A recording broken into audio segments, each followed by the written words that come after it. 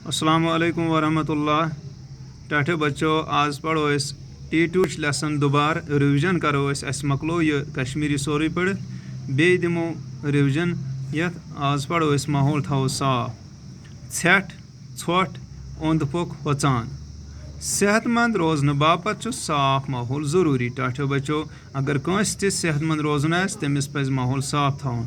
माहौल गो ओंद पोक युस ओंद पकिस मज माहौल ओंद पोक जगह तथ वन माहौल। सानिस माहौलस मज आब हवा मौसम तो कुल कड़ बेहतरी माहौल डंज न रोजन सत्य मसल पैदा गछान यम सात सोन एनवायरनमेंट बैलेंसस मज रोज क्या माहौलस मज गसन मसल पैदा तिकाज यम सात अत मज क्या करो हवा तो आब नासाब गछान ज़मीनस फसल बवान गर्मी हुरान माहौलस दुश्मन मसलन।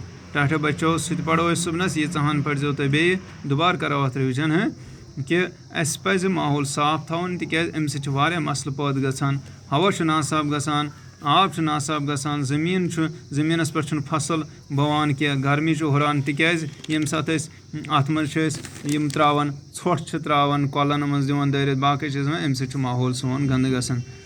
बाकी वस्सलाम।